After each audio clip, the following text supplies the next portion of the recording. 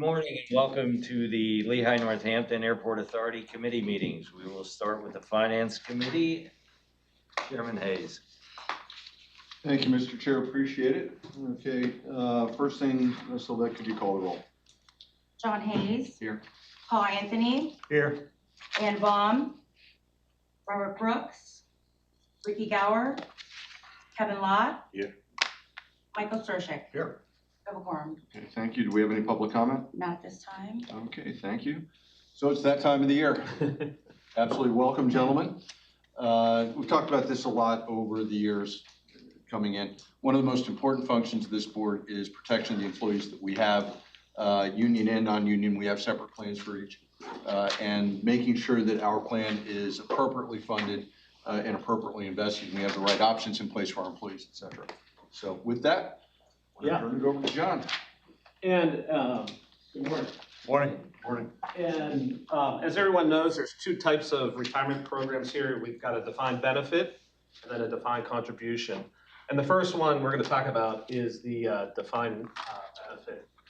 And there's a union and a non-union plan. They're separated only by assets, but everything else is done in unison. It's the same investments, same rebalancing.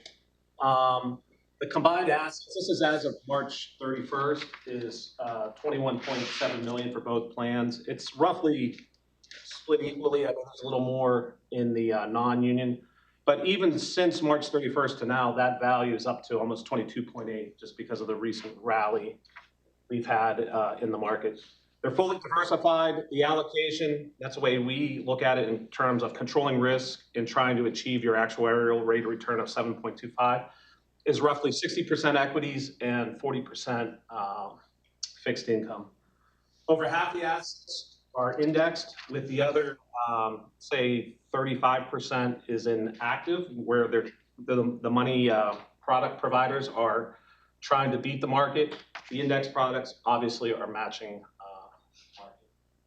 The latest actuarial assumption rate that's being used is going to be 7.25, going back 10 years. When it started, I would say rebuilding of the program was up over 8.25, maybe. And just so you know, as that rate comes down, it puts more liabilities on the plan. So to achieve a funding status, higher funding status, it takes more work to occur. And this last one, we've been tracking it. We came on at the end of roughly 2016, and since that point, both plans relative to their peers, other professionally managed retirement plans, are in their top 26th percentile over that time period. And the goal was to be in the top half. You don't want to be in the top 5% because you're usually taking on a lot of risk, but you want to be doing much better than the average, and we're in the top 25 percentile. And we'll go over the numbers a little bit later. And the plan health is quite strong. We're going to see the funding status, and the committee, the staff have made a commitment whenever available. They actually make additional contributions to the plan to increase the health of it above and beyond what they're required to make. This is a chart we always update. Kind of shows where the market is today. Along the bottom is just calendar years. On the left is the index level. And this was as of March 31st, and it was right halfway through the military conflict in Iran. At that point, we were down probably 10 to 11% from the peak. But since March 31st, we have recovered roughly 10 to 12%, and we're actually, as of the close last night, at a new all-time high. From the market's perspective, it's actually moving beyond the military conflict right now. Oil prices are still elevated, which, you being in the airline industry know that. But the market is seeing beyond that, which has caught a lot of people by surprise. This is a chart of the top 10 largest holdings in the S&P 500 for the market. And these are different cohorts. This is 1985 and 95, 2005, 15, 2025, and current. And one of the primary investments that these plans have are indexes. And a lot of people I've heard say over the years is like, oh, why don't we just buy a set of stocks and forget about it, just buy good quality names. But what's happening is, and why you index, is their names are constantly churning. And you can pick whatever name, like IBM's a good one. Back in 1985, it was the largest stock in the market. By 95, it was one of the smaller top 10s. 05 kind of maintained that position, but from 2005 and on, IBM has disappeared from the top 10. The market has become really concentrated, meaning the top 10 names in the S&P 500 represent a big portion of the market. And that's what the percentage is saying. So here are the top 10 names today. All of them you've probably heard of: NVIDIA, Apple, Google, Microsoft, Amazon. And they represent roughly 40% of the market cap in the market. So if you don't own these 10 names, through indexes or whatever, you're taking a big bet against the market. This next slide is something that happened last year, which was quite incredible. If you look at the far left, and the accountants in the room, you're gonna scratch your head. So if you were in the NASDAQ last year and you had no revenue, not earnings, but no revenue, you were up 36%. If you were in the NASDAQ, you had revenue, but you were unprofitable, you were up 13%.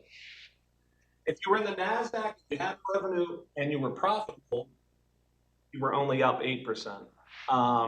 So it's been an odd market in the small cap space because these companies with balance sheets that are, not that they're unhealthy, they're just not robust, have been leading the market. And you might say, why is that happening? And everybody's heard of AI. I mean, everybody's saying it nowadays. And not everybody in the market, we're making bad investments. It's just speculation about growth of some of these names. What this is from 0 years to 25 years. And on the left is percent of adoption. AI has been adopted quicker than any other market invention in history. To put it relative to Facebook, it took Facebook 9 to 10 years to get 900 million users. It took ChatGPT roughly 2 years. And in 25 years of electricity, it took 40% of the population. It took 25 years for 40%. You can see the internet and radio. So whether you believe AI is or not, if it's a valid change, it is being adopted and used by people. I don't know how much it's translating into business use yet, but people are using it. And that's what the people behind the names with no revenue are looking at. This is just the oil production that we see across the globe. Everybody's heard of the Strait of Hormuz and what is going on. The U.S. is the largest oil producer out there, but you can see where the other production falls. Saudi Arabia, Iran, United Emirates, and Kuwait. That represents the 20% that is getting jammed up. Some of them have pipelines to get around it, but as you know, a big portion of it is. What else is going on? The U.S. can't make, a lot of the U.S. oil assets that have been dormant have been turned on recently. Typically, they don't make profit unless oil is over 65. So any oil asset that can make money over 65 is turned on. Excuse me. Venezuela production has been engaged, and we've had 400 million released from the Strategic Petroleum Reserve. The market believes that energy could drop dramatically, maybe 3 to 4 months as its capacity hits the market. We could go back to $3 a barrel quickly. This is the tariffs. I think you've been following the Supreme Court liberation today back in the 80s. The average tariff was 30%. It was dropped down to 15 when the Supreme Court, before they rolled. Today it's roughly at 12%. You can see the long-term average over that time period. I always put this chart in here. Air travel, because you are a airline or airport authority. And the only drop that's noticeable is the back in the beginning of the snow days, we had a drop. Otherwise, we're at an all-time high for air traffic travel. This is a chart we always talk about, the consumer sentiment. In March, it was an all-time, near an all-time low. The lower the level, the less confident people have in the market. As confidence is low, it's usually a good time to make an investment. Back in March of 2026, this is calendar years across the bottom, we're near one of the all-time lows. This plus number represents what the market does 12 months later. So back in COVID, you're April 20th, the market did 43.6% 12 months later. In March, the data would say people felt worse about the market, the economy, than we were in COVID. And right now, we've already bounced 10% from this bottom. So it's a contrarian indicator. When people don't believe in the market, it's usually when it does well. If you look at the top, you go back to January of 7, when right before the financial crisis, people really were buying stocks, were rooting for the market, and then 12 months later, when the market returned negative 4.2, when people liked it the most. So it's a really great contrarian indicator. When it gets this low, it usually means double digits, if not plus 20% return over the next 12 months. Okay, we're gonna get into the plans now. The union, non-union, like I said, this is as of March 31st. These numbers are probably about combined $1.5 million higher since then. And this is something that everybody should be proud about. The funding status, this is as of 2025. When it was a big initiative 10 years ago to rebuild this plan, the funding status around 75%. Today, we're basically at full funding status or overfunded. That's been a combination of 3 different people, the board, Tom and Todd and their staff making contributions, and the market's doing well. And so right now, every liability that are in the plans is met by the assets on the other side. So it's really great news. And if Paul or Peter from Foster were here, they would tell you, municipality or government plan out there, there's very few that are 100%. They would say many of them are at 80%, if not lower. So that's really good news. This is just monthly cash flows or quarterly cash flows. And this, I put this one in Todd.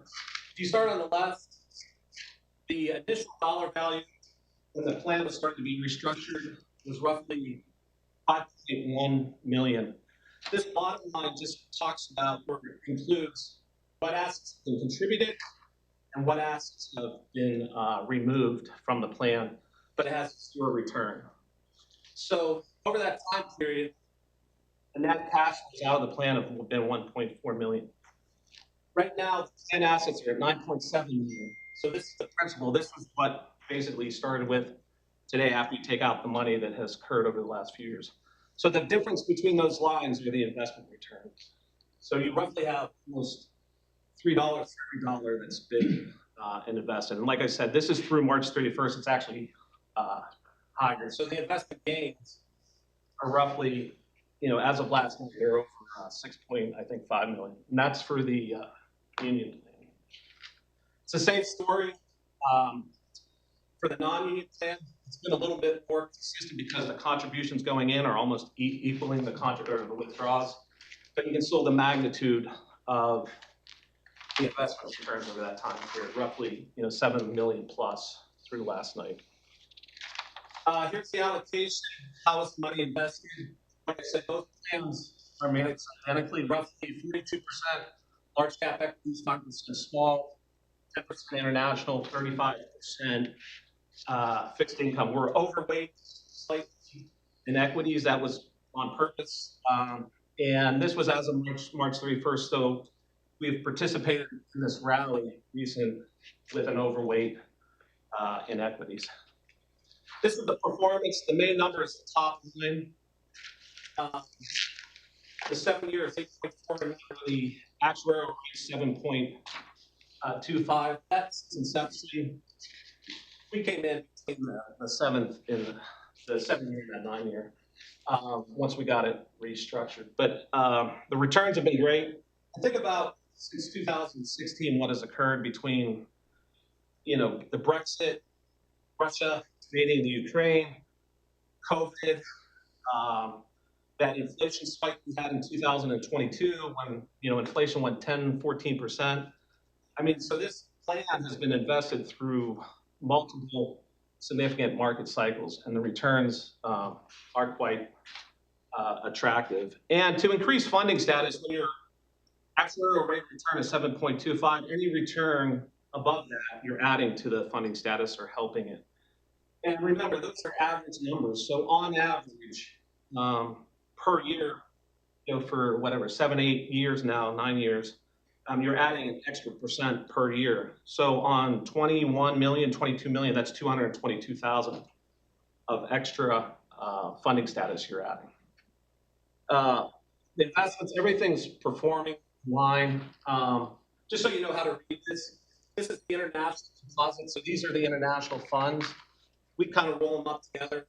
What have these funds done? You look at international. So this number represents the combination of those funds. And like I said, both plans have the exact same investments. This is something Omaha Capital is proud of. We're running the whole plan, all the costs, excluding the actuary, but all the investment costs, the full plan is running at 0.37%. That includes the investment products of the mutual fund and our fees in there. And you can see the largest investments are the index funds, the top line, that Vanguard, and those fees are 0.01, not 1%, but 1 basis point, not even 0.1%. So you're getting great exposure for a cheap price. If you kind of want to space through and look at where you're overweighted in the portfolio, this is the authority or pension plan, and this is what the market looks like. These are the largest holdings in the plan once you add up all the mutual funds, which is representative of the largest names in the market. This here is relative, or important, we always look at it as a risk control, is this is your fixed income component. So when the market gets in turmoil or there's a crisis, there's always a flight to quality, and that is investment grade fixed income. And anything above BBB or higher is considered investment grade, and those are the percentages. So of the fixed income you own, 61% of it is AAA, basically treasuries and corporate bonds with that rating. So there's nothing in there that's considered high yield. So there's never a surprise that, the market sold off, but our bond portfolio didn't react. You got to make sure you have the quality in there for when the market does sell off. This is a chart I was talking about. This is compared to other professionally managed plans. If you want to see the number, actually it's behind this. Is there a way to? So let's look over the 7 years. Represents 2,704 plans out there. This is the return, that's index, and this is where it ranks. So what it's saying is, over this 7 years, the plan has done about 10% a year through March 31st, and it ranks in the 24th percentile.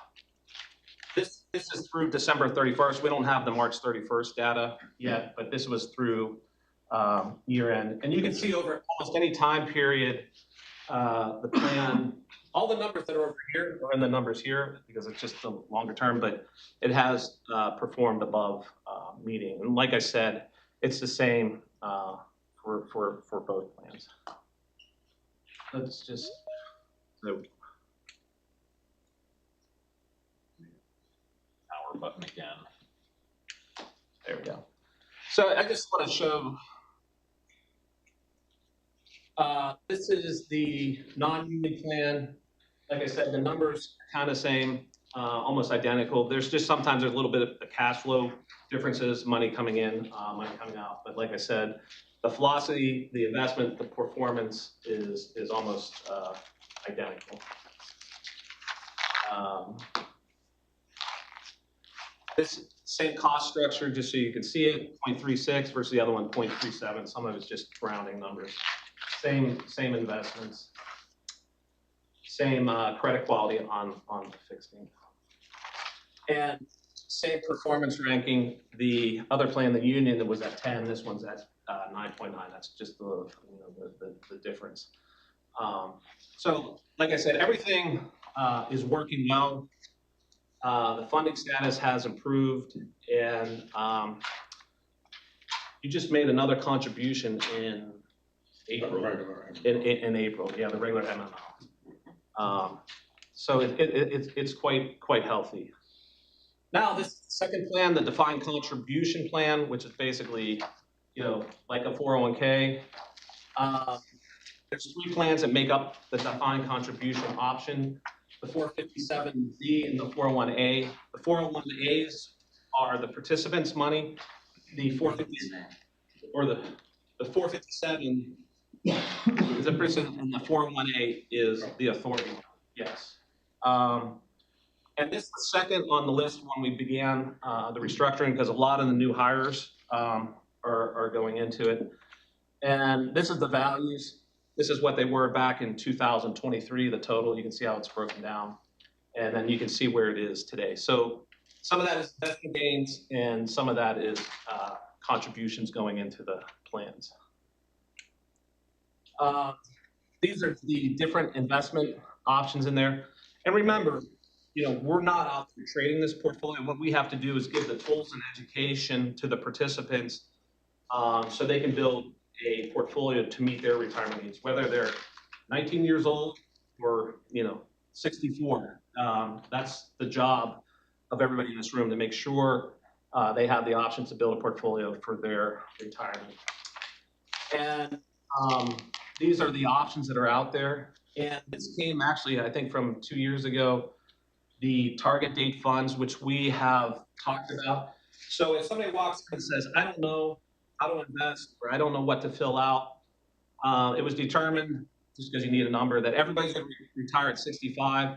Given their age today, we can quickly determine what fund they go into. So I can't do the math quickly. So today's 2000, say 25, and 30 years, you'd be the 2055 if you were, roughly in your 20s, I guess. But that's the whole idea. The other one is, if you don't want to align your portfolio when you're retiring, you only have to make a decision. I'm a conservative investor, I'm a moderate investor, or a growth investor. If they only want to make that decision, they can pick one of the top 3, and that portfolio is built and maintained with that risk profile. A profile that's similar to the defined benefit plan would be that middle one, that moderate, the second one down, the Vanguard Life Strategy.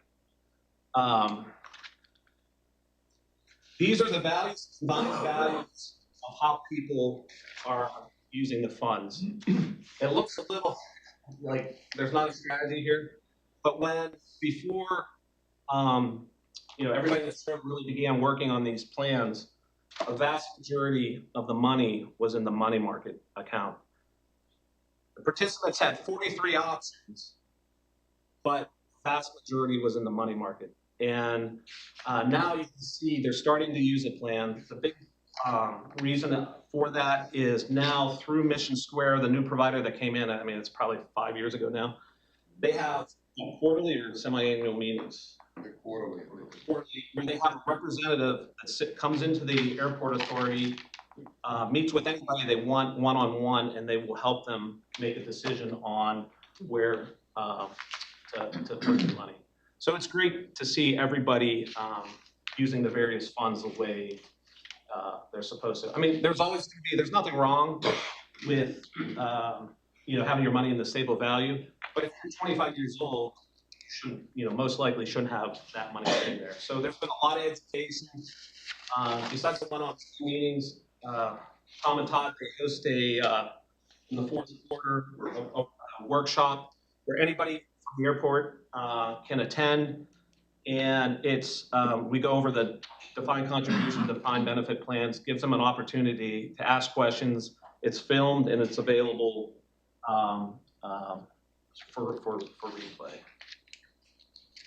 Did I catch a number? There was 43 options in the plan? Before we structured it. Where are you at now? I mean, I didn't have Yeah, to. you have that, it's like 22 maybe? Yeah, I was gonna. But what's interesting about it is from 1997 or whenever the plan was started, there was almost no changes. It was like kind of set. So, yeah. We're down in the 20s though. Yeah, We're not at 43. correct. Yeah. And Does that aggregate all the target date funds as one investment No, option in that 22 or there? yeah, So it's yeah. even fewer than that, Paul? Yeah, I did see that. Is there a default fund if you don't choose? Is that the target date funds? Yeah. Yeah. Used to be, Yeah, it's called, used to be the money market fund. correct. Now it's the target date.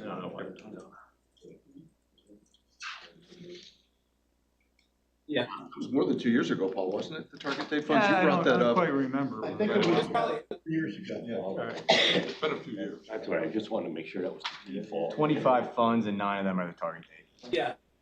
So this is the total fund lineup. I would compartmentalize these as like one pool, and then the target date funds I would group together as one tool.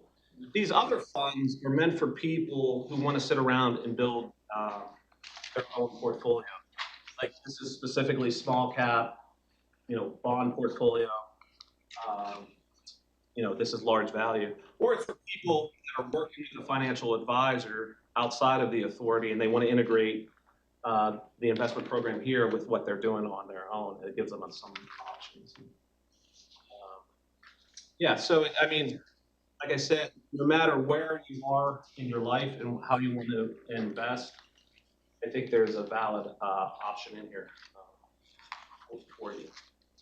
So, and then the last 3 pages, if you want to get granular on the different investment options, we put the Morningstar sheets in there. They have more information than you probably want to see, but that's what is behind it.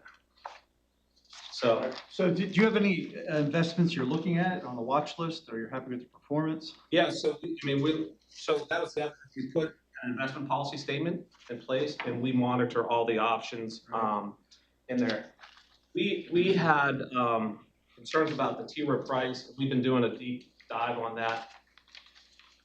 Relative to a benchmark, it's been having a hard time, but when you look at it versus its peer group, it's still a top 5% performing fund, which is telling us a lot of these large cap growth managers are having trouble beating the index.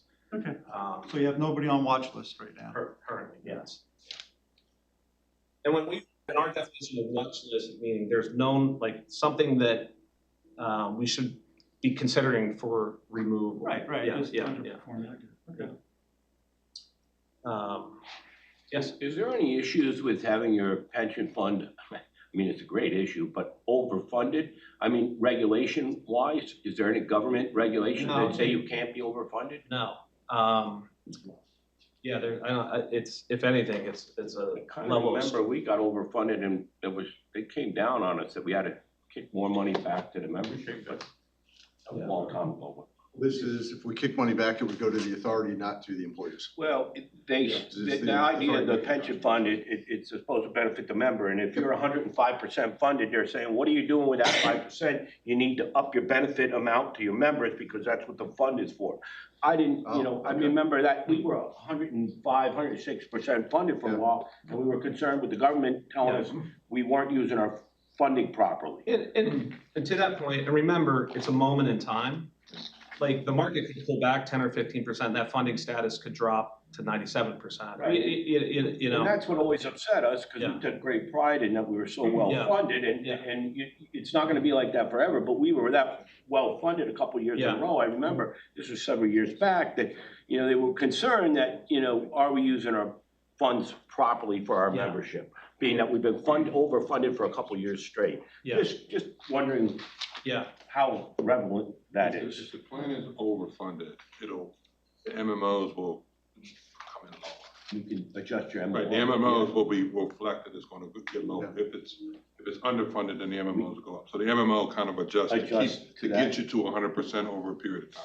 And voluntary contributions or not. Voluntary contributions, right, but it's always You can designed to always get you to change that. 100%. So if you're over, you won't have the same MMO, it'll be lower. Right. But if you're under, then it'll have a higher. Jack it up a little bit, yeah. And actually, when you go through it, there's a factor that says an adjustment to get it to 100%. It's like a separate line.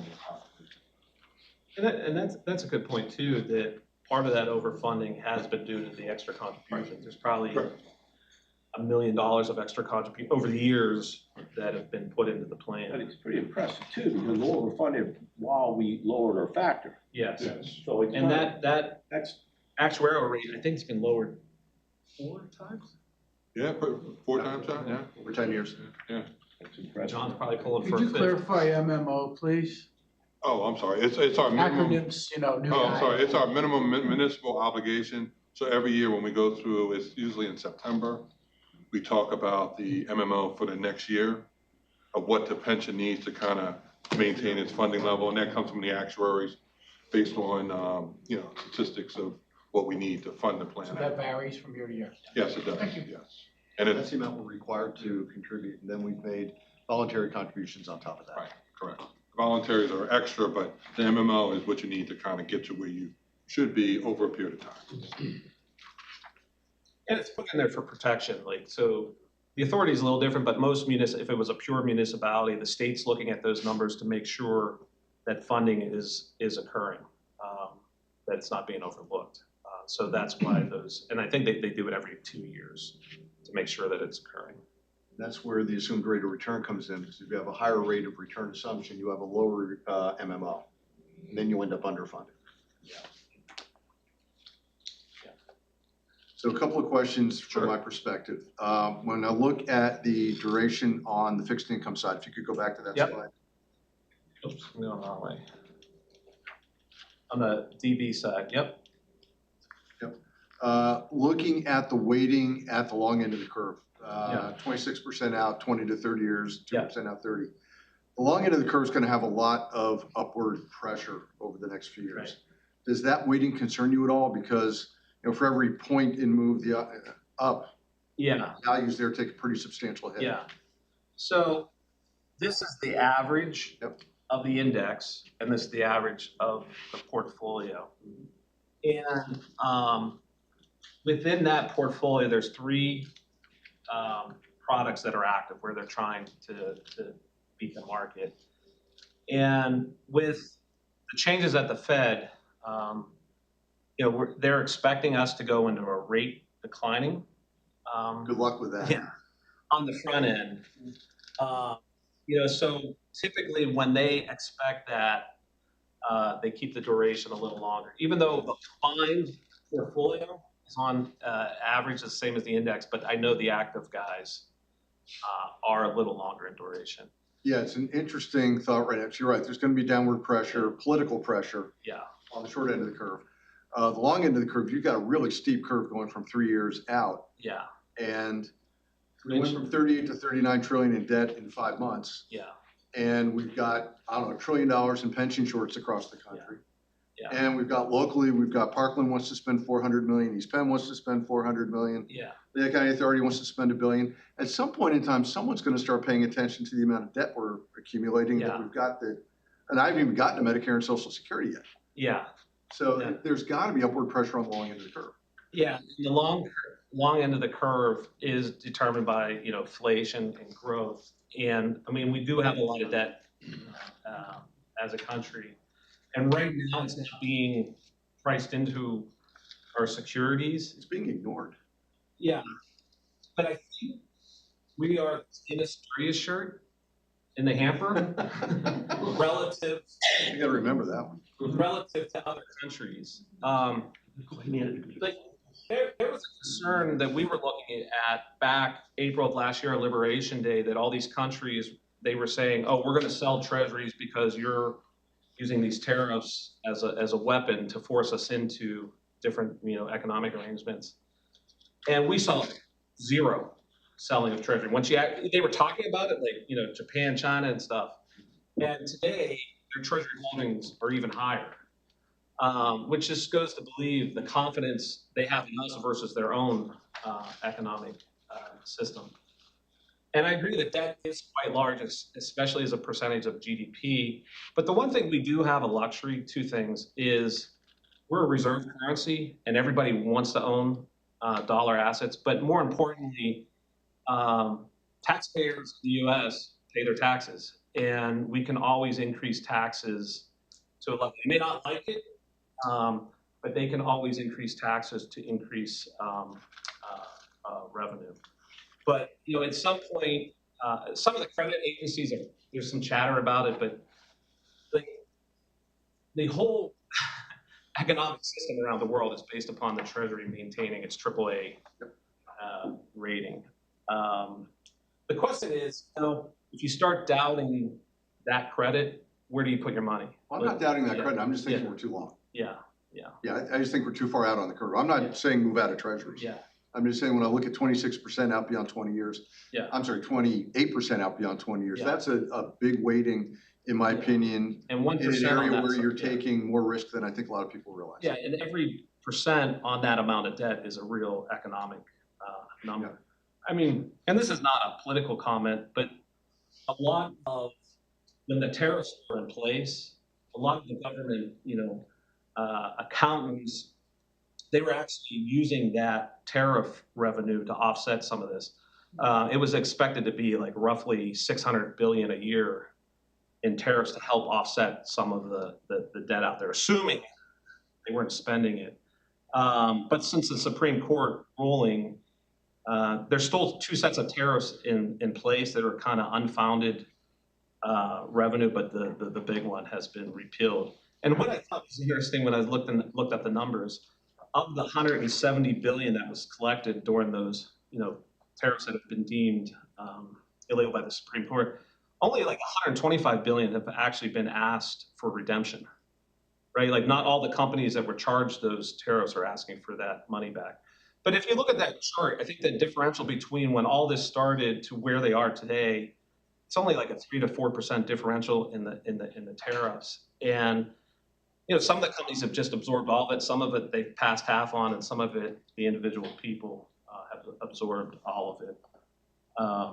But yeah, they're going to have to address the debt at some point. I just don't.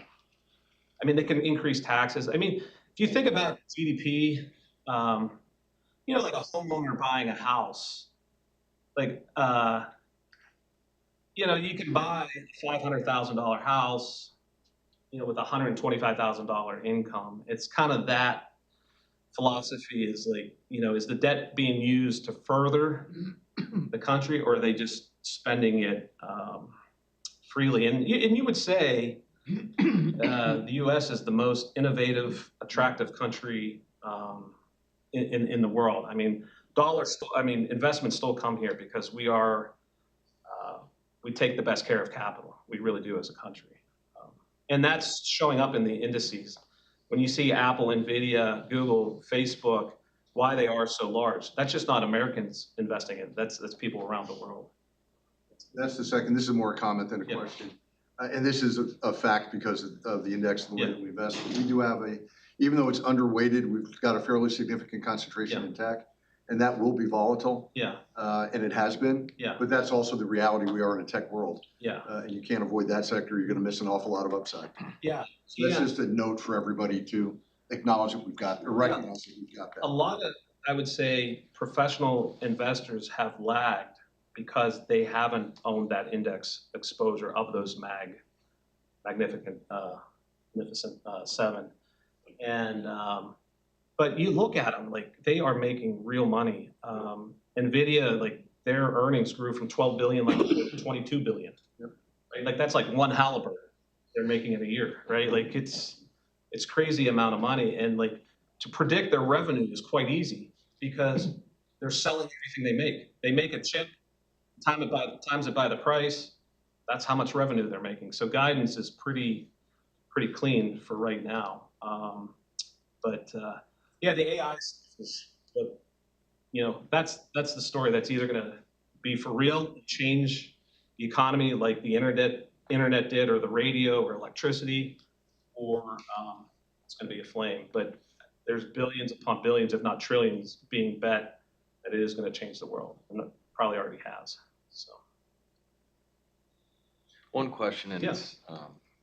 maybe it's a little more pointed, but there was a scare, and maybe it still exists, around private credit. Yes. Where do you guys see that going? And Yeah. So across our $9.5 billion, like, we have very little exposure to private credit. Everybody's saying there's a problem there, and we've been monitoring it. But sure, the redemptions are down on a lot of these funds, but it appears that all the private credit people that have borrowed the private credit, they are still making payments on time, and it is a concern, but we haven't seen it, go much beyond. And the private credit came about coming out of 2008 and 2009 because a lot of the banks have, stricter lending standards. So a lot of these private equity firms have stepped in and offered private credit to businesses. Not necessarily strict, we just know who not to lend to. They don't. Yeah. So that's been, when you look at the delinquency stats in communities and small regional banks over the last 10 years or so, it's been non-existent. Yeah. Because private credit's picked up the crap that would try to find their way into my bank or Embassy or Really one of can't the get other underwritten, banks. yeah. It's been a very welcome thing for community and small regionals. Yes. And that's the point about private. It is a much lower credit quality than what the local banks see. So. Okay. Any other questions? Okay, John, thank you. We need a motion accepting the report, Glenn? You should probably do one anyway. Yeah, probably. Motion by Kevin, second by Mike. Any additional discussion or questions? Hearing none, all those in favor of the subject motion indicate by saying aye. Aye. Opposed? Motion carried. Guys, thank you again. Very much appreciate all of your work, all of your efforts. Glad to see the plan is where it is. And it's one of the most important things we do is we make that commitment to our employees. So I'm glad we're able to demonstrate that we've got the funding in place, and it's not a promise that somebody will fix 20 years from now. Okay, moving on the agenda. Next, we move into the action items. Approval of the meeting minutes of the March 26, 2026 meeting. They were uploaded and were available for review. I'd entertain a motion to approve. So moved. Motion by Mike, second by Kevin. Any additions, deletions, or corrections to said minutes? Hearing none, all those in favor of the subject motion indicate by saying aye. Aye. Opposed? Motion carried. Okay, financial report. Go Flyers. There's another one of yours, Colin. Turn the knife. Turn the knife. Okay, finance update. Turn it over to Todd.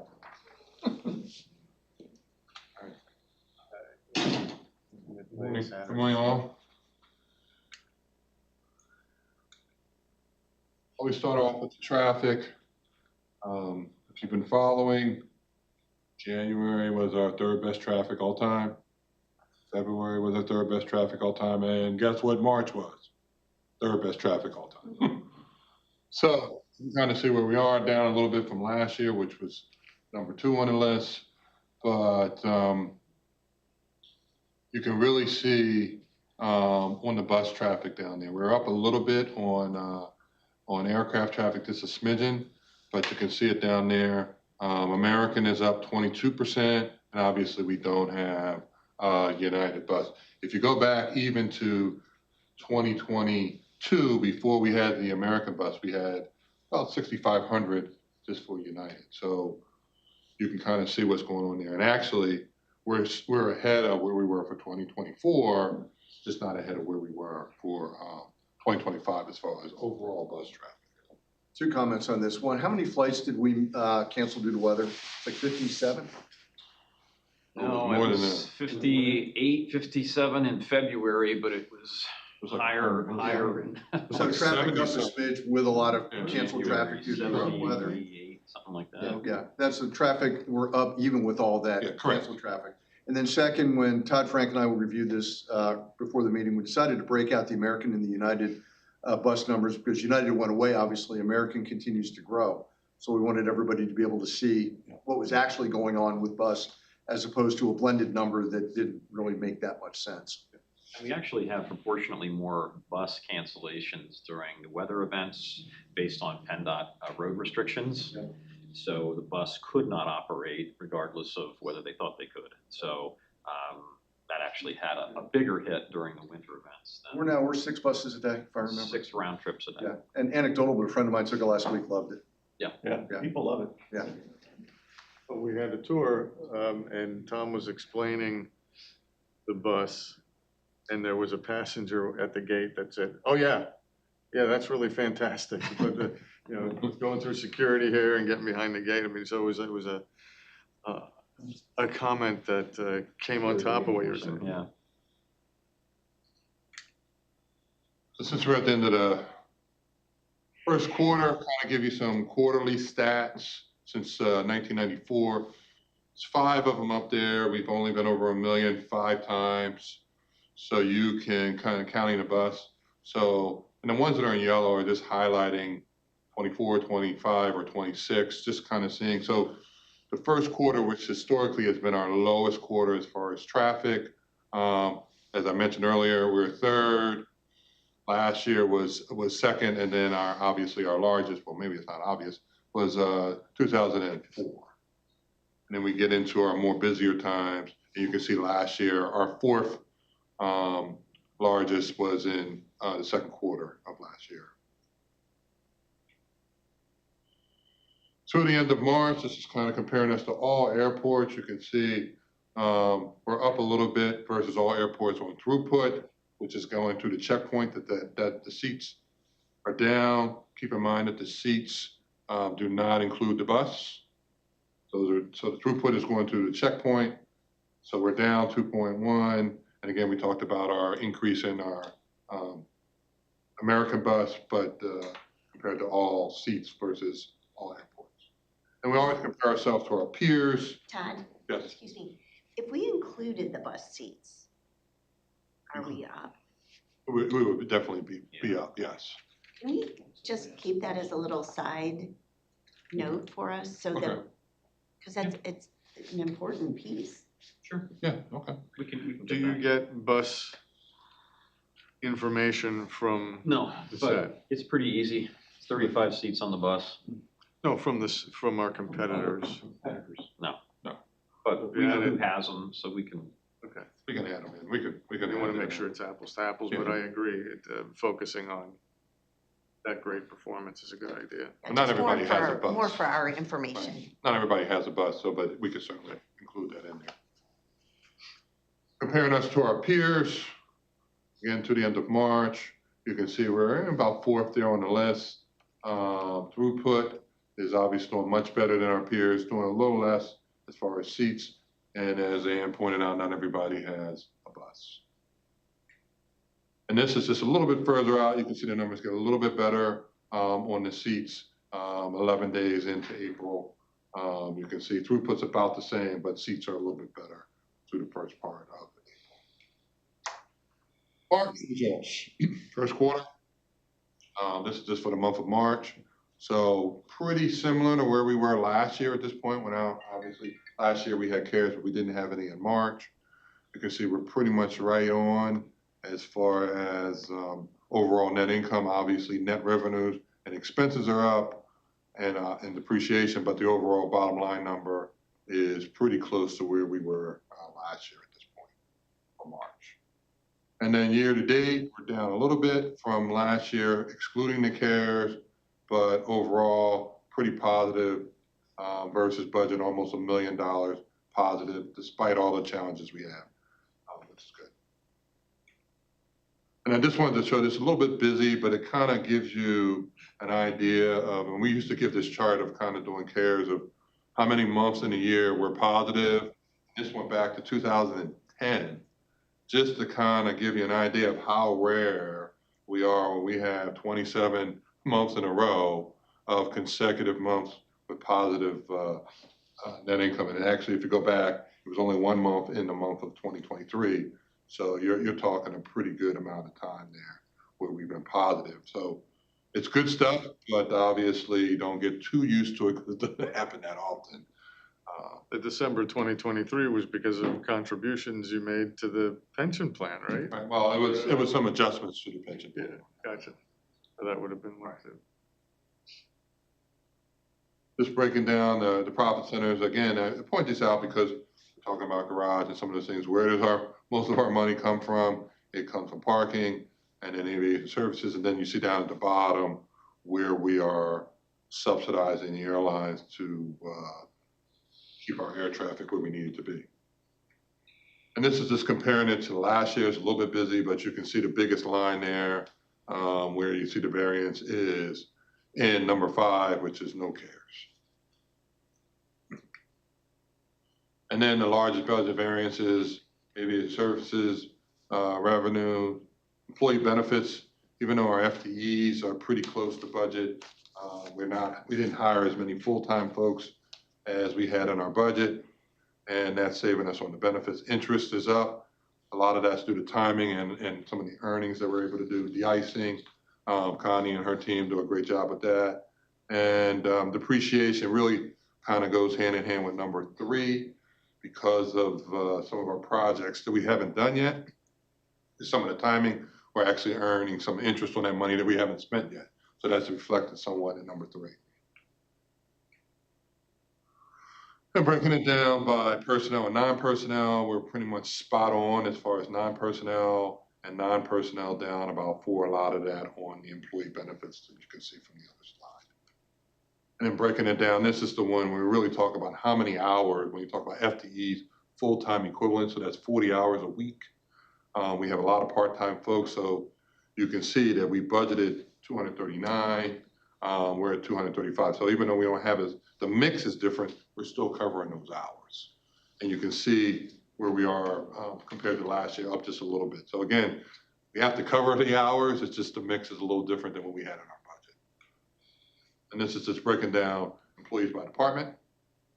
That's full-time and part-time. And this is just our 6-month cash flow. One of the changes we see for April, one of the big changes is our receivables. I mentioned this in our early meeting.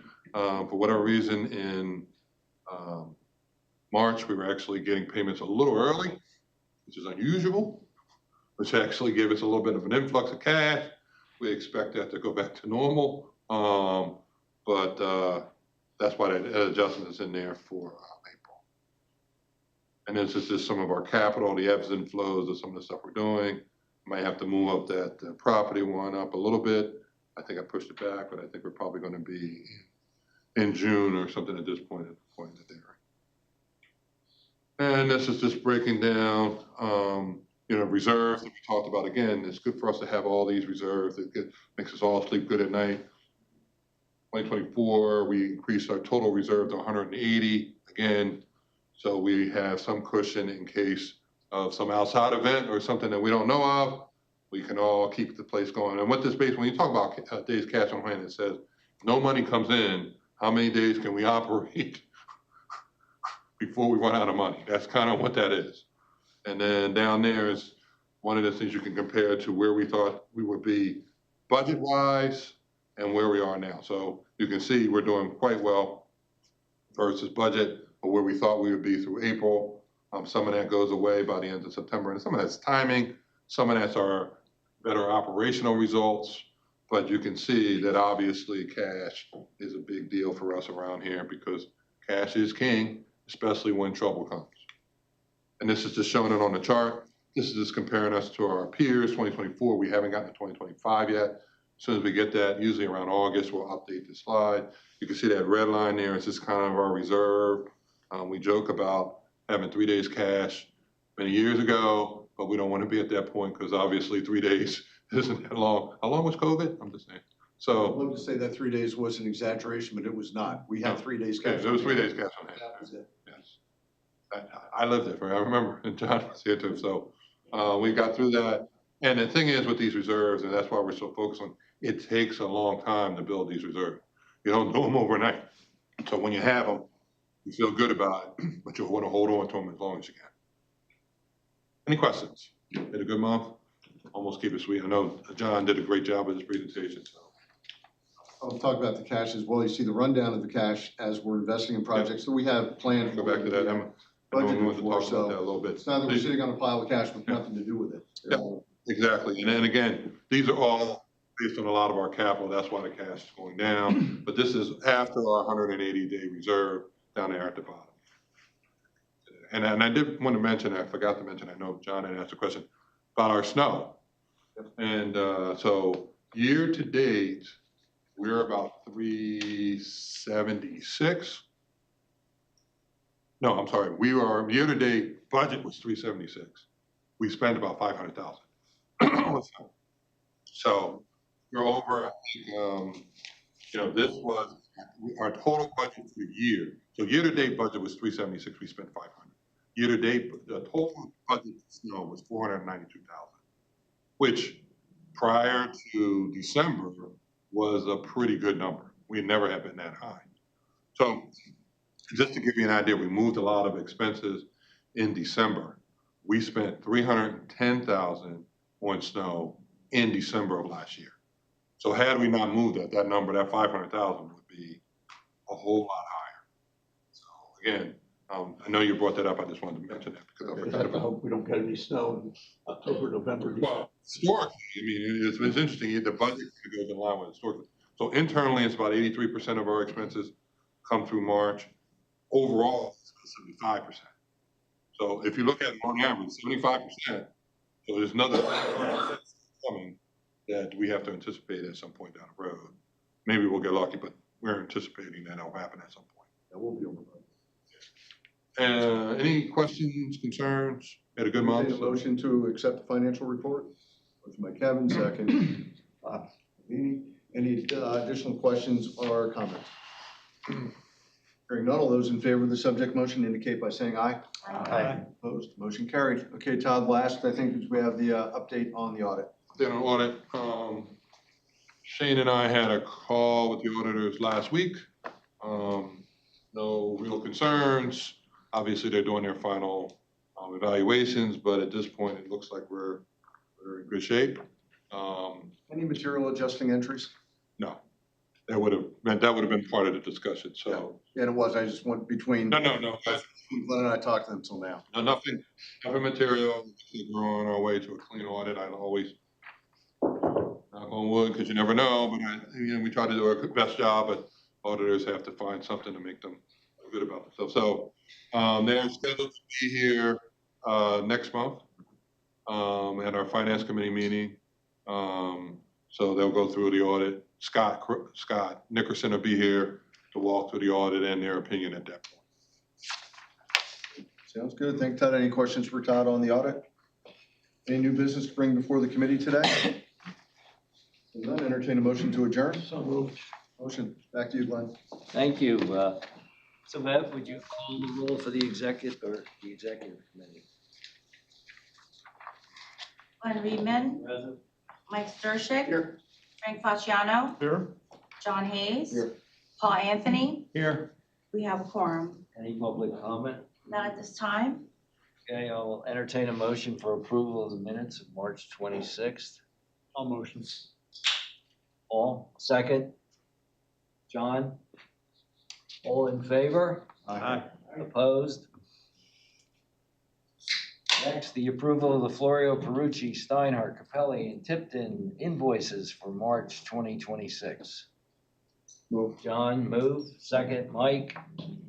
Any questions? No discussion? All in favor? Aye. Aye. Good morning, everybody. We, so often, Todd mentioned we have the money budgeted for property acquisition. We've been slowly over the last 10 or so years acquiring a bunch of contiguous properties right on Ray Street. 2 left, one to agree to sell, so this will put us down to one left to go. So it's about a 0.43 acre parcel over there. We agreed the agreement of sale for $295,000, just a little less than the appraised value. Part of this was, though, and when we've done this in the past, the owner wanted to be able to stay in the house, which is okay with us because we don't need the property today. So we agreed to let him stay. we negotiated starting, I think he was at 10 years, we got down to 6 years that he's gonna stay. It'll be rent-free, but he'll pay all expenses, taxes, insurance, maintenance, things like that are his responsibility. We've done these in the past, and typically in the past, we've done more sort of life estates where folks are able to stay as long as they live. We had one that was quite a number of years that we carried the property for somebody. And Mr. Sporbaum's a little younger, so we were certainly not going to agree to a life estate where we were going to be carrying the property for the next 30 or 40 years. So 6 years we thought was a pretty good number. Like I said, we don't have any plans for the property in the next 6 years, and just helped us to acquire it. He really wasn't super motivated to sell when we started talking, so that's what we got to. It's a property identified on our airport layout plan for future use and listed on our master plan for acquisition. I think that's sort of the highlights of it. Happy to answer any questions about it. I think we're pretty happy to get this one, and then we can move on to trying to get that one last one down there on the corner once we win this one. Any questions for Darren? When you let somebody live on a property like that, I assume we're signing, even if it's a zero rent, we're signing some sort of lease. There's a lease, yeah. He'll have a lease, and there's lease. indemnification for the authority, all the insurance, everything we have in our typical. It just gets us into a business that we're not typically in. Exactly. We don't, I mean, trust me, our goal would be not to have someone do this, but at the end of the day, like I said, he had no real motivation to sell, so we kind of worked our way through that. And I think the lease is pretty well protects us at the end of the day, and if he does not hold up his end, then we default and move on. Yeah, the 6-year run out's kind of like, if it works for the airport and it's our master plan, not gonna say I'm comfortable with it, but. No, I can't say that we're necessarily, again, I think we would have been happy with less, if any, but at the end, when we took a look and talked to them, like I said, we don't have a use for the property in the next 6 years for sure, so. Smart acquisition strategy, we just gotta be careful about the liabilities that come along with being 100%. I mean, there is an upside. You're getting it less than the appraised value. If you bought it, you'd pay to knock it down, and so. If you bought it in 6 years. Yeah. Right, that's the other thing. If we waited them out, and it's just gonna continue to go up, right? I mean, you would assume not gonna lose value. So. As long as you got yourself protected. And the solicitor helped us with the lease. I think we're pretty happy with the lease that's out there, and so. Okay, I'll entertain a motion to move this to the board. Mike, second by John. Members of the executive committee, all in favor? Aye. Okay. Thank you. Next is the nominating committee. We will be having our annual election on Tuesday. The nominees, Mike Stershik will be moving up for chair. He'll be the nominee for chair. Frank Fasciano will be the nominee for vice chair. Paul Anthony will be the nominee for secretary treasurer. Bob Brooks for Northampton County representative, and Justin Grimshaw for Lehigh County representative. And that slate will be presented on Tuesday, and we'll have the election on Tuesday. Okay, any new business? None. Do we need an executive session for Glenn's? We do for the update, the IT update. Okay, Glenn is going to do an update for the IT. Aye. Aye. You're out of executive session. Let us know when we're live so that Elizabeth can give her statement for the executive session.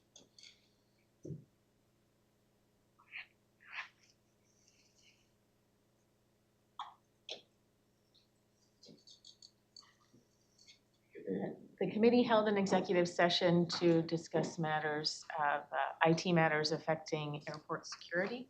And during this session, no deliberations, decision-making, or votes were held. Thank you. I'll take a motion for adjournment of the executive committee. Frank, second by Mike. All in favor? Aye. You're adjourned. Jim, business committee. So that. Is everyone ready to plow ahead? Plow ahead? No, I'm good. You don't want like everyone moving. Call roll. Sure. You taking 5? James Irwin, No. Here. Frank Fasciano, Here. Justin Grimshaw, Here. William McGee, Here. Rep. Jeannie McNeil. Here. Kevin Surface, he should be on the line, and Jonathan Strauss. We have a quorum, Any public comment? not at this time. Is there a motion to approve the meeting minutes from March 26th? Jonathan, second. I'll second. Justin, all those in favor? Aye. Opposed? Let's have it. Discussion items, capital project updates. You're hiding today.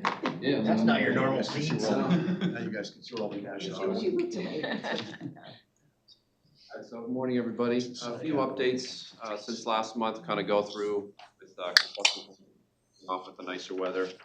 Airfield, currently working on the west side, runway 6, kind of go into that a little bit with the runway program during the day, and then night work actually on the 2-4 end with the different packages that we have. I think I mentioned this last month.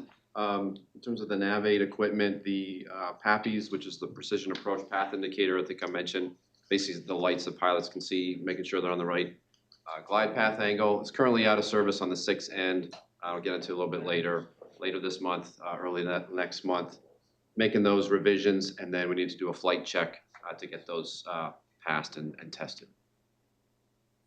Package 5, again, you can kind of see on the east area of the airport, working through, again at night, doing a lot of grading, utility work, and then as I mentioned with the PAPIs, and then actually working with the FAA on the Mauser bar and some changes they got to make there. Package 6, again, this is on the runway 6 end. Again, coordinating with cargo access, so more during the day versus at night. And actually, you can see on the left here, they actually had 3 paving crews doing this lift that was required based on that limited time window that we had, because you got the air carriers using Alpha 7, and then you have cargo as well. So a lot of coordination with the contractor and the consultant team to get that done during the day. And really what they're doing, you kind of see, it's not just paving the taxiway itself, but then the additional shoulders that are added based on the FAA standards. So making the pavement a little bit wider. You can see kind of in there putting in the lighting conduit as well, which goes in the shoulders. So again, a lot of coordination there. Continue to move forward. Taxiway Alpha, end of this month, looking to restart that. As I mentioned before, east area of Taxiway Alpha, or east of 1331, they're going to be doing that work over the next couple months as well. Next phase of Taxiway Alpha is really until all that other work is done, so that's around 3rd quarter this year, but again, just tracking that as well. In terms of Taxiway Delta and cargo, continuing to have conversations with FHWA. Had a good call earlier in the month with some comments to address really when it gets to the next level of review. So working through some of those now to resubmit that agreement as we move forward. In terms of Taxiway Delta, again, that's probably 3rd quarter construction as well. So just getting everything prepped for that. In terms of parking structure, again, continuing with the design. Later this month, we should be getting 100% design documents and have some internal meetings to review those, make sure we're going through everything that's needed in there. The biggest item is just actually earlier this week, we did get Conservation District approval for the garage. And I think I mentioned the last meeting, 4 or 5 other projects that are included in that amendment. Some of the parking improvements that we're doing prior to the garage. We got that in place, and now it's working through the township approvals with we have the approvals, but really the agreements with the land development as part of that. So more to come before we can start, obviously, but that was a big piece. In terms of some of our comprehensive paving, we talked before, Employee Lot 2 expansion. Just earlier this week, they finished the final marking, so we just had to close the lot for half a day, get folks out of there, do the final marking. The only thing that's really left currently is the light poles. There was a delay in the manufacturer with galvanizing the poles themselves, but otherwise everything else is in place, so we're kind of working through. The entrance realignment project, kind of talked through before. Again, you can kind of see some of the pictures putting in the conduits. A lot of the electrical and data that runs through the booth obviously has to be relocated before we can demolish it. You can actually see in the middle picture, we're expanding the multimodal sidewalk area. So as we continue, you'll kind of see basically giving folks a clear path to walk to and from the overflow lot now that the booth will be gone, putting in new lighting. So that'll help folks that today, when they park, they kind of find their way basically to the terminal. So working through that as well. This is a newer slide we added, but we've talked about this previously last year, getting all the approvals in place.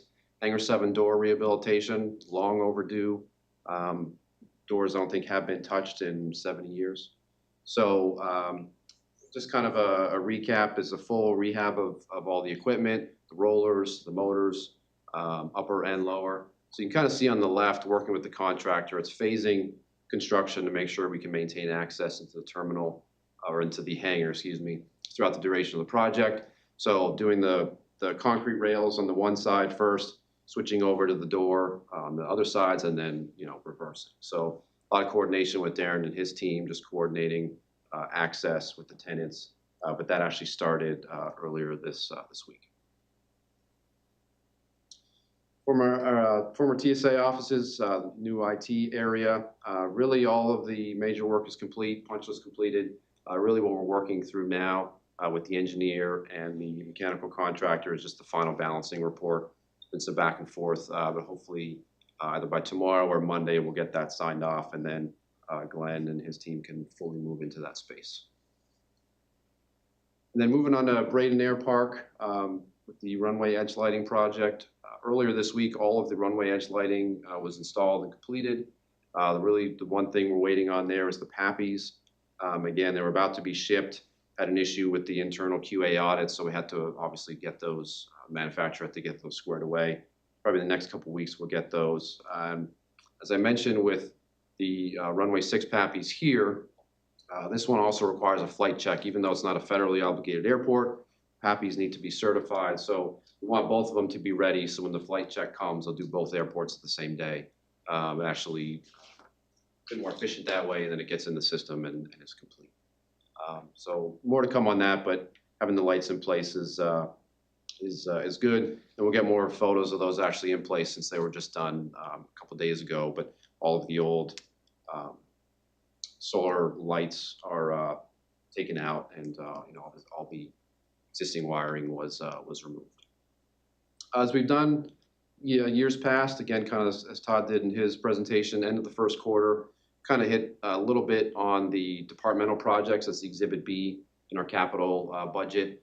Again, it's smaller but not insignificant projects. You can kind of see on the left, we break it out into projects by priority. And then in terms of the cost, and then on the right-hand side is just really how many we've done.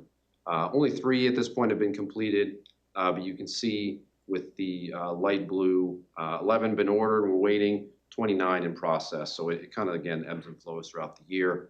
And then in terms of everything that's in process of what we budgeted and what we're projected, we're still under budget at this point. So again, just as the year goes on, continue to update, provide some photos of things that are completed, but just to give an update, again, not the non-major projects, but you know, making some movement on those as well. Then no real changes here from last month. Now that construction has kicked off, you'll see a lot of the grant numbers kind of going back up and tracking those as we go to get some of those closed out throughout the year. That's all I have. Happy to answer. We can back up to that slide just for 1 second for our new members. What's the total of the awarded construction cost? Total? Yeah.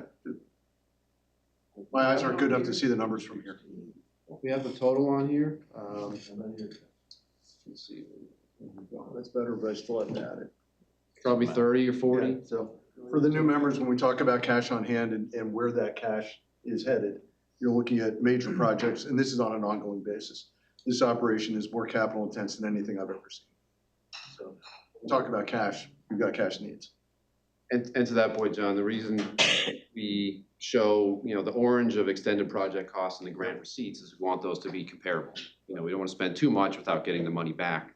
So again, working with Todd and his team, we follow that basically weekly in terms of our cash flow and when do we got to submit receipts. And so, The grants are a key component to everything we do. Absolutely. build it, they will come. It's the plan. That's a history, right? Yeah. As long as we don't overbuild it. Yeah, That's true. Any questions? Good. Thank you. Next up, project labor agreement, PLA.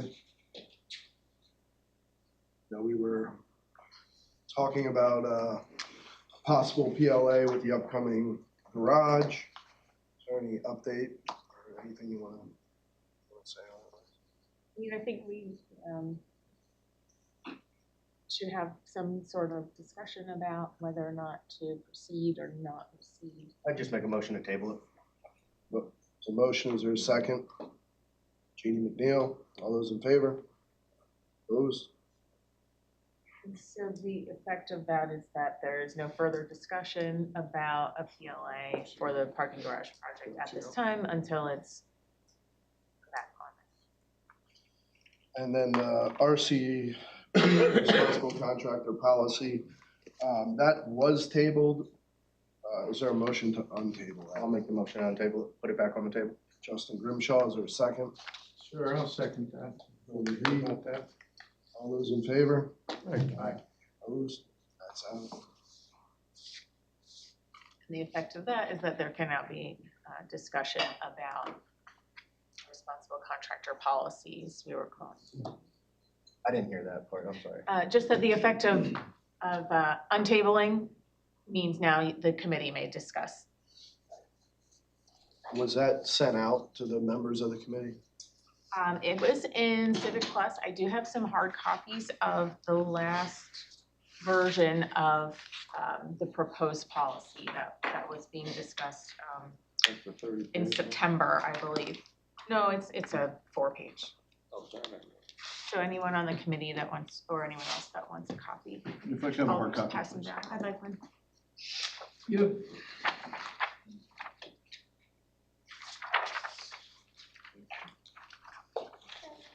There are only 6 there if anyone also would still need one. You can use my computer to look at it. I'll bring one up. Can we get it on the screen? Yeah, that would be fine too.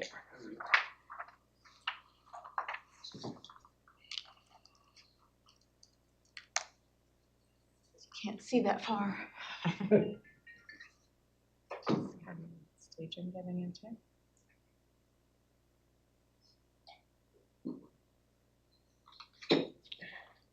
So I guess before we get into this, we had some people show up at the last meeting from the ABC talking about possible lawsuits. Again, I'm going to say it, Northampton County Council passed the only RCO that went to a federal court and was upheld. So my opinion is we really look at what they have passed and already has been litigated.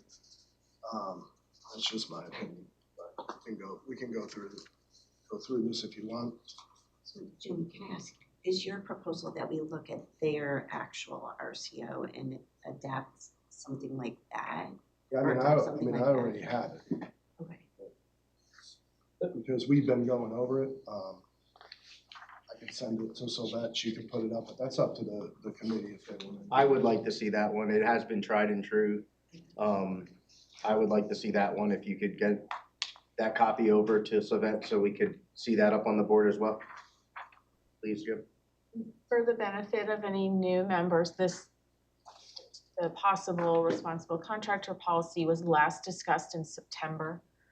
And that's when it was then tabled and it's now coming up. So if you can remember what that was, if you have questions about, the prior discussion, that was when it last occurred.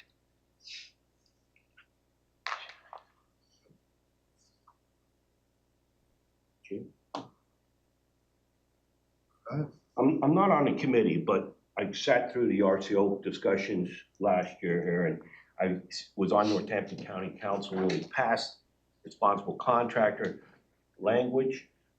We did projects under them. There were a mixed bag between union and non-union on those jobs.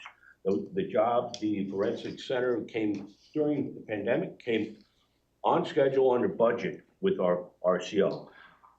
The ABC was founded to fight the union. So what I found in my life, by 40 years of construction, is if the union says this is good for the industry, The knee-jerk reaction is ABC to say it's not. It's crazy. You see so many of these little townships and they have to go with low bid. It's not a good system. You don't use it at home. I've worked in construction 40 years. Businesses don't use it. Businesses will throw out a bid because they know there's a problem with that low bid. Because the thing about a construction is pretty easy to figure out the cost of a project. Materials vary very little.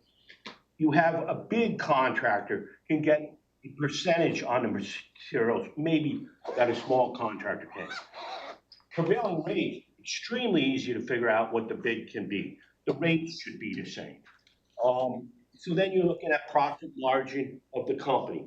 So you can see most bids should be within a percentage or two of each other.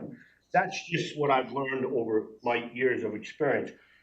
What contractors would call me and say, Kevin, take a look at this job. Go ahead and look at this job. Because when the bids came in, you could pick out that job can't be done for that number. And what you always find out, you know, and I'll use an example. I went up to the mall. I said to the mall manager, you're going to have people working down there that are not paying taxes or not have workman's comp. That's impossible, Kevin.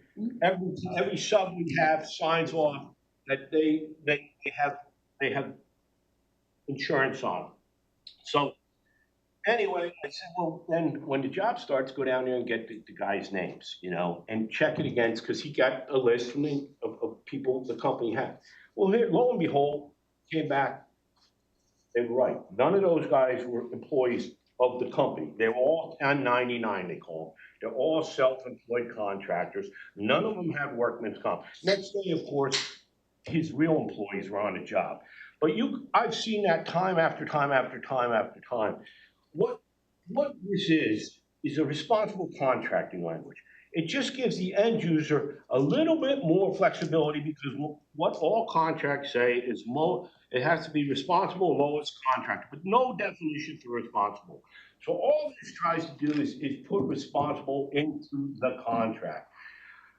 The biggest thing the ABC has a problem with, because it can't really argue against breaking the law. So if you break the law, if you break labor law, if you break environmental law, you can be withdrawn from the bid. The biggest thing you have a problem with is the apprenticeship, because they can't really argue breaking the law is not a bad thing.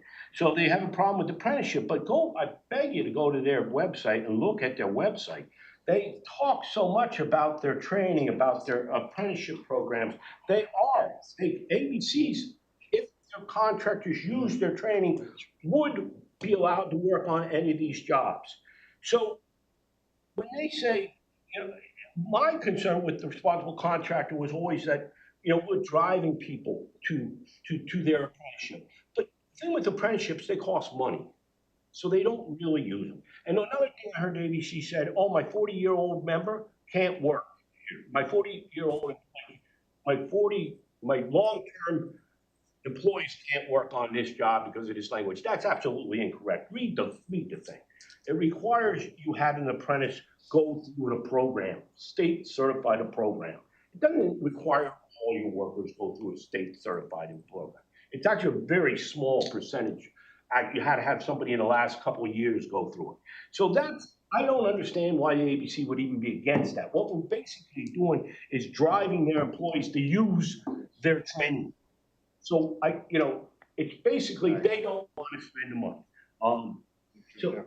So I'll leave it at that. But a lot of stuff here is just not that accurate and doesn't make a lot of sense. So just wanted to put that out there. Thanks, Kevin. So this is responsible contractor policy. It's based off of the Northampton County responsible contractor policy with revisions of the airport authority in it. Okay, this was drafted by, this is Northampton County's adapted to the airport authority? Okay. Before we go to this, Jim, could I just follow up on Kevin's comments just for a couple of seconds? Kevin, I appreciate everything that you're saying. And we all want quality contractors, and we all at this table have had issues with contractors. I mean, that's just the reality of issues with contractors at the airport authority. When I look at what the RCO does and what we already do from a bid process, the only two areas that I understand that we don't already cover that are in the RCO are the apprenticeship program, which I want to talk about for a second. And I think the OSHA training requirement, which I can understand, we want a safe work site. So I don't have an argument with that one. On the apprenticeship program, I think we all agree we need to train and we need to develop blue collar employees, the trades. Critical. We have a critical shortage of tradesmen and we need to continue to build that. The federal government has done a wonderful job subsidizing higher education for decades and trillions of dollars in money in that regard, and dropped the ball, in my opinion, on the trades and should have done some similar things in that regard. And that continued with student debt forgiveness, where we're forgiving higher education debt with the guy who graduated from high school at 18, went out, bought a tractor or bought a truck and built a trucking company, was exempted from that. That's not right. So I think we all agree in terms of training and development. Where I get hung up on the apprenticeship program is it requires me to pay to train someone else's employees. I'm not training mine, I'm paying to train other companies' employees. That's where, to me, I think it's basically a hidden tax in that regard, and it drives up the cost of public sector projects because of RCOs that have the apprenticeship requirement. So I have a fiduciary responsibility to the authority. I'd rather spend money training my people, my employees, including the 110-ish, Tom, union employees that we have. Yeah, I'd much rather spend time and money training our employees than training someone else's employees, because that's what an RCO with an apprenticeship requirement does. But as we're looking at this, we already do the vast majority of what's outlined here. And it's been part of what we do for many years. So I know I'm repeating myself from September. I don't see the need for it if we do something like this. I still think the apprenticeship program just drives up our costs for someone else's benefit, which is not in our interest. I also want to be careful, if we do go forward with this, we look at jobs that qualify, jobs that don't qualify, we look at dollar amounts, because we have a number of contractors we've worked with for a number of years that we would not be able to work with going forward. So in that, I'm going to defer to my construction expert here in talking about that segment of it. But we're already covering Gladys, and in fact, the RCO doesn't cover everything we already do. So it doesn't make us stronger, just adds to the apprenticeship program. And that's where I'm just not seeing it. Part of the issue that I have with the RCO is, like John said, with the apprenticeship program, it's a very, specific detail in this ordinance or this policy that ultimately will eliminate competition. And we already have a labor shortage across the valley, across the country. This is going to make our own local, airport authority or our access to labor even more stringent or tougher to access.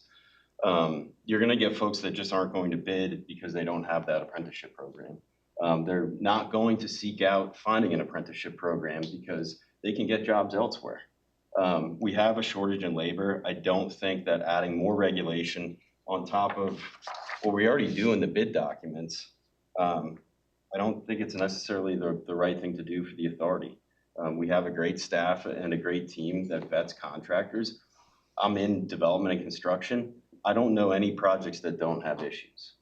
Every project has an issue. You work through it. So, we talked when we went through the finance committee about, our pensions, our investments. We talked about cash on hand.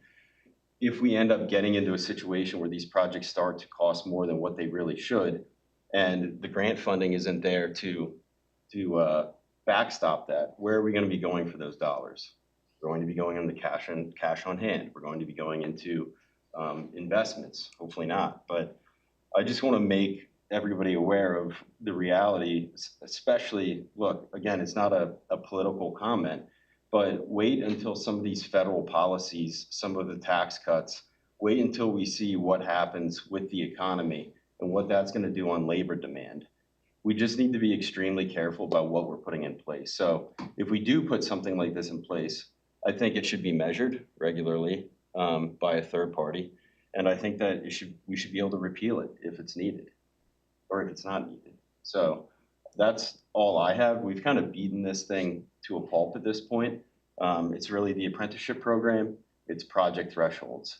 I think those are the two things that will either make or break our projects. So I only have one thing to say. We did belabor this forever, and I'm hoping the chairman calls for a motion to adopt the Northampton County RCO with the. Without it Northampton- having been distributed and reviewed by anyone? It'll go to the full board to be distributed, and you guys can. So you're review it all. approving something in committee that no. I know it very well. Okay, who was it distributed to prior to the meeting? It's on the book. Who was it distributed to prior to the meeting? That's a simple question. Did I call for the motion? I want to go through it, but everyone keeps, giving their opinion that we've had over and over, which is fine. But, I'm not, in my opinion, I'm not passing anything without that stuff in it. Every municipality that has it, every county that has it, every city that has it, every authority that has it around Pennsylvania, don't have an issue finding labor, don't have an issue getting jobs done on time and under budget, but we tend to have one here. So, we can go through it and then we can. That was the hope when it first went up, but then it just went awry again. Yeah, it's a lot of noise, right, Justin? A lot of smart people in the room, John. Absolutely, smarter than you. I think it's Notice on every subject, I'm noticing. I think it's important that, a draft was presented in September. Now there are some changes being proposed to match the Northampton County one, and I think everyone should get a chance who's I'd on like the to go through committee it right now. to go ahead and go through it and to see what the differences may be from what Northampton County has versus what our last draft was. And Elizabeth, what did you pass out? That's our the last draft right? from the September discussion. Which is different than what was on the screen that Yes. Celeste This is showed, which not- is the Northampton. That right? draft does not mirror. The discussion that, Justin, you want to have is around the Northampton County adapted version for airport. Correct, because that one's been vetted in court already. Yeah, you didn't want to have a discussion on it, you just wanted to ram it through. No, I wanted to have a discussion on it. I wanted to have. You called for the motion. No, I didn't call for the motion. Yes, you Mr. did. Chairman. Order. You need a gavel. Look at what we're actually talking about This is the one we're talking about, right? in advance. Elizabeth, I think it'd just be helpful if you could outline the differences between Northampton versus what we discussed in September. If I can get a Word doc of this one, I'll run the compare, yeah.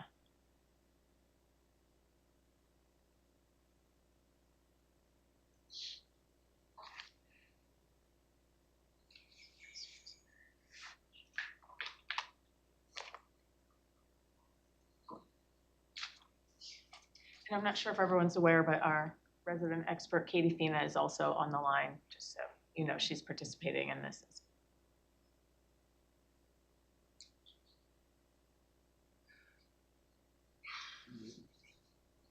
Yeah, I need to get the Word doc.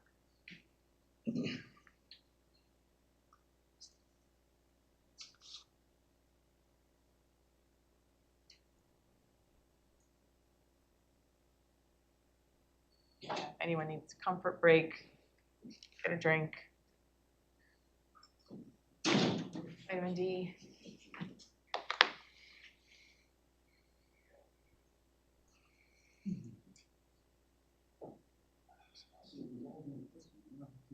You have 2 minutes. Yeah. People don't want that. Why don't we finish your commercial down for Still smiles. Thought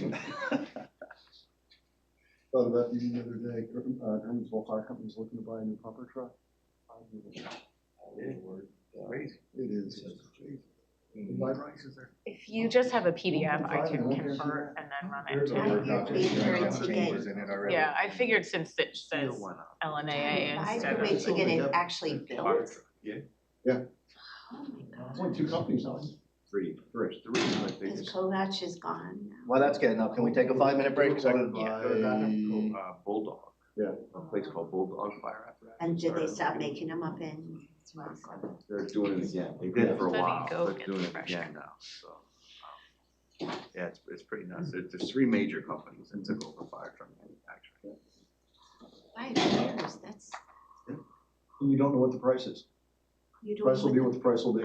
They give you an outline, but they won't sign off on a final because they say things went on over that 5-year period. Just, I'm sure true. But, jeez, So you get them in about 9-10 months. which also seems long. Yeah. Okay, because it probably took you a long time to figure out what you needed. I asked Get the these funding. municipalities, of course, I know we got a that truck lined up, but, in the scheme of it, municipality, authority, whatever, came 5 years ahead on a fire truck, like, let's look at the city of Bethlehem, or Allen. You know, they had eight pumpers and 2 ladders, 3 ladders, so they got a plan. So these companies start coming out with these lease programs. So you can constantly turn them over. Money maker for that. It's private Just equity. so everyone is aware, we're still rolling. Were you able to pause during this like moments of Yeah. chit chat? Just, we're public. Yes. Put them on TV for your ad needs microphones. You need a room. Oh, yeah. Then they won't be able to hear it. Good, I got a little bit down Okay. here. Okay. Okay.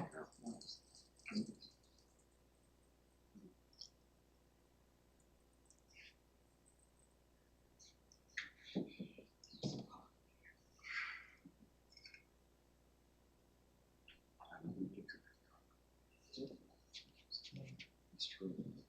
It's true. Should I mention it to them?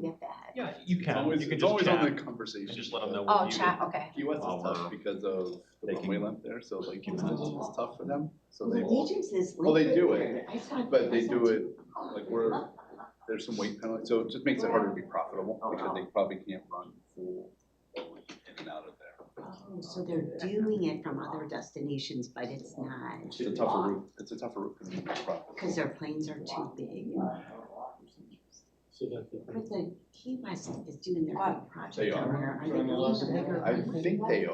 I think they are expanding that as well, so, yeah, They're no, doing a definitely one, I ton of would, work on the terminal. I'd love to have that destination. I think that would put us over the record like that. Yeah. Yeah, once a week, like. Yeah, it's definitely been on, we've definitely had the conversations with What do you guys them, think? We're their favorite, we should. sure. I wish that were the case. Yeah, I couldn't believe it when I saw that. I was like, oh my God. Yeah, they've been doing it a couple of years now, but it's pretty limited, they don't do a lot.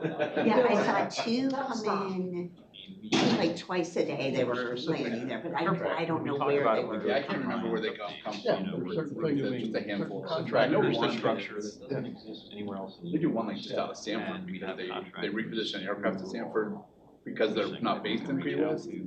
And they start doing that one, it leaves like in the morning and comes back to Sanford at night. It's like, so actually, they're getting people that are actually doing the Sanford flight to Key West for the day. I can totally see that. Yeah, Yeah. so, because they basically need the aircraft there anyhow, so they figure they give it a shot. One group that did it. And And we become had some pretty stuff popular, in like our, day trip for in the people. original draft. Right, like. You know what they should do? They should run it out of one of the other, so not Sanford, but Sarasota, or Yeah. Tampa, or Fort Myers. There's a lot of it. Yeah, where they have aircraft based. Yeah. We'll see. From here. And I would love to, trust me. Go back and tell them they should experiment with us and just see. You know, It's gonna be a bit before they start doing much of anything now. All the airlines are kind of. One thing I'll put a bug here right now. help us out. Fraud stations everywhere. Yeah, it has to apply to that. We right now have tactical. I think Allegiant with their some countries. The, That is, I think that's gonna open up a lot of opportunities. Fantastic. This supersedes that. Okay. That was proposed a couple It years would, ago. not in the draft. There were Somebody out there is There's gonna be consolidation in that segment somewhere. Sun Country and Legion were probably the only 2 really profitable airlines. So they were like the healthiest in that segment. And their businesses are similar, I mean, it's a little bit different, but there's some, so I think. I'm giving Is gonna go. Well, their news their coverage routes didn't on run that that. well. There's like one airport, I think, that's they're both serving, and a couple of others. It's very of trying to serve. So it expanded both of their footprints. Yeah, and I think, and it gives Allegiant, I sit on the international base, because Sun Country does some international. Make those contacts. Steve Samos is the chair. Gets them, they're trying to do something international from scratch. It's probably harder for their business partners. Certain areas, especially so when, to me, things like that. That's where different between us and the bigger banks don't do it. Don't go out and back and then. We know them, we know their cousins, we know their parents. I hope it opens up. I'm hoping that. So that gives us What you need and protect their rights. And we're just a small community. That's totally could be a bad thing.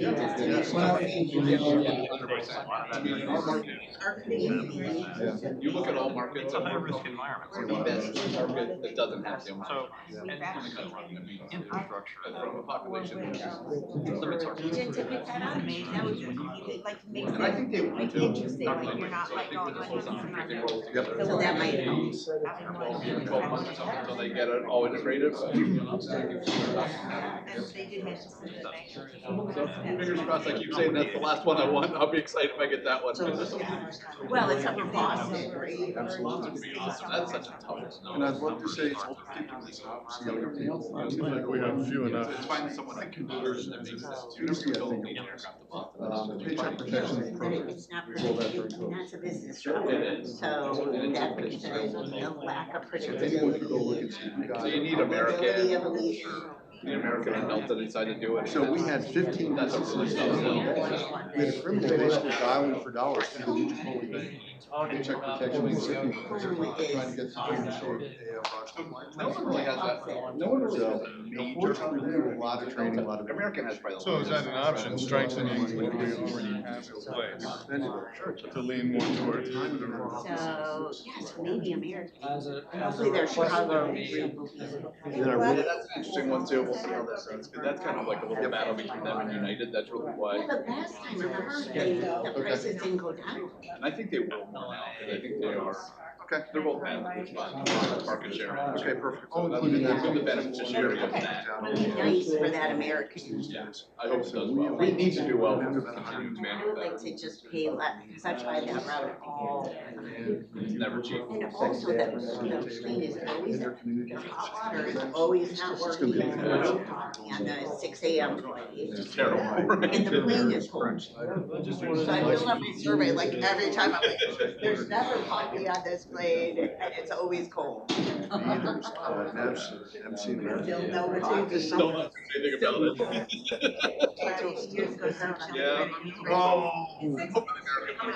We did okay last time, so I think. No, understood. And that starts May 12th. I should push back in June. Oh, now it's June. Because I'm waiting. Yeah, I think it was June 4th. Yeah, me too. I do. We do, but it's something to take. I'm an American.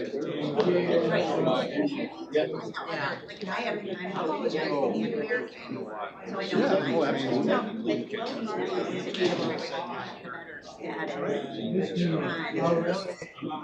Yeah, I hate flying. It drives me crazy when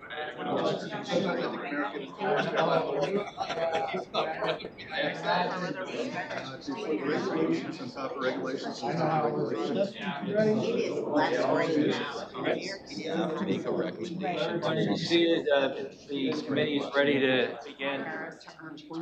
Did they say, hey, you're on?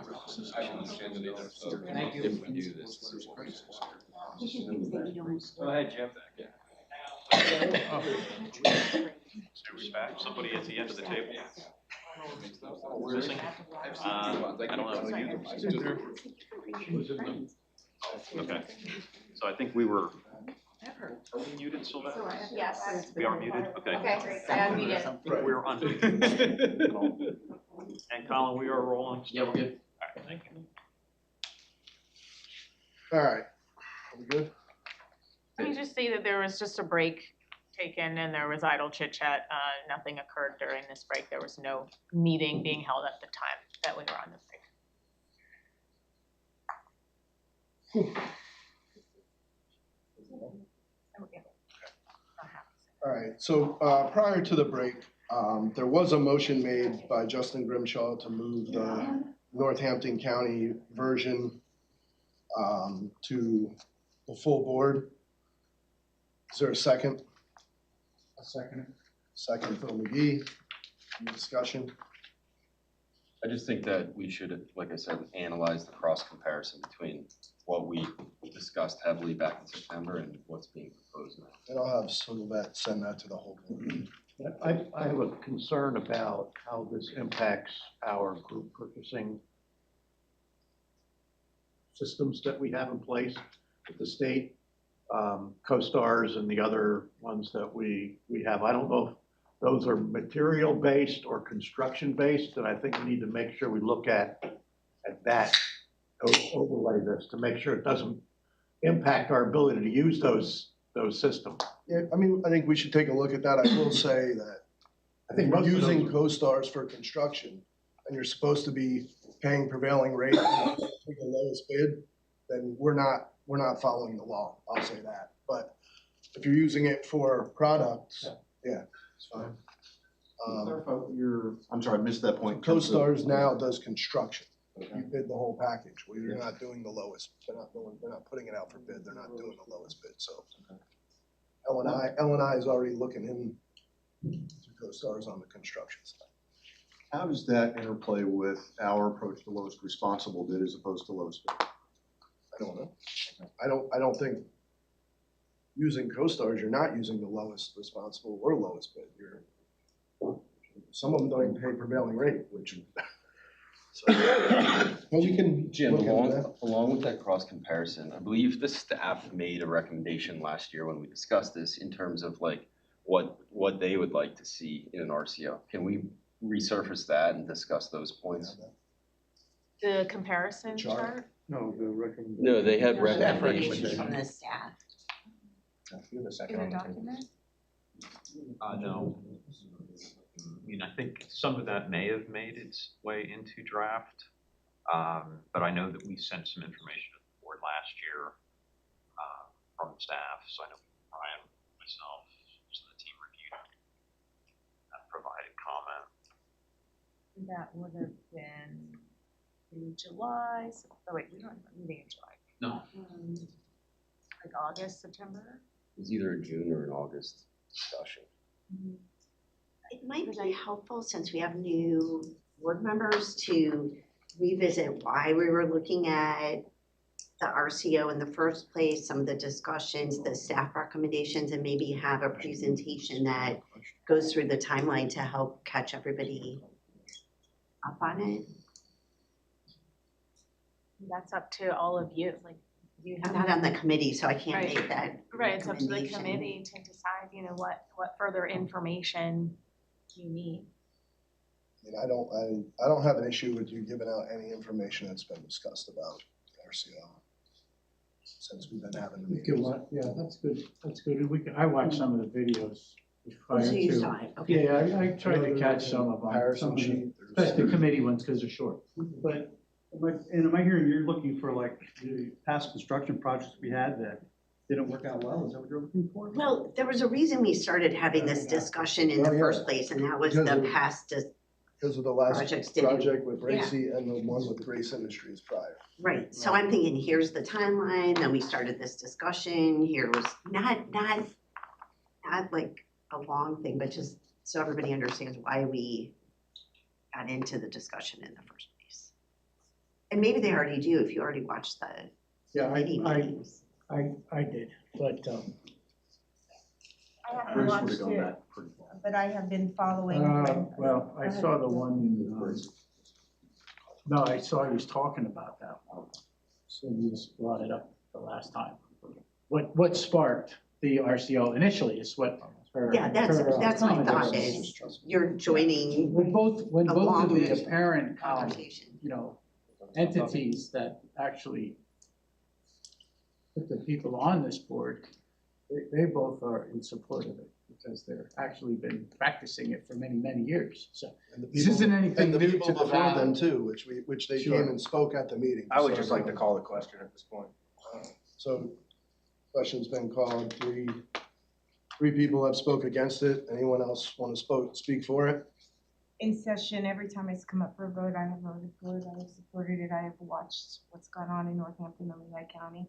So I'm not fully informed of what's gone on here, but I basically get the gist of this and support what you're doing. I'm very comfortable with in Northampton County. I was, I very well know the whole situation over there. There was a bipartisan support on that. I do have a quick question. I think the word responsible carries its own in itself. And I've been in touch with a lot of, not a lot, but there's a few entities out there that don't have that luxury. They have to take the lowest bid, and they pay for it because some of this stuff isn't vetted out, like OSHA violations. So, Robert's Rules of Order, the question was called, 3 people spoke on each for and against it. So will the members of the business committee, all those in favor signify with an aye. Aye. Any opposed? So 2 opposed, No. 2 opposed, 4 ayes, motion passes. We need an executive session.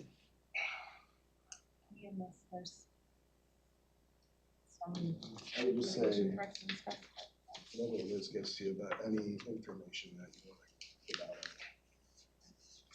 Is there a motion to adjourn? I'll make that motion. Second? All those in favor? Opposed? That's out.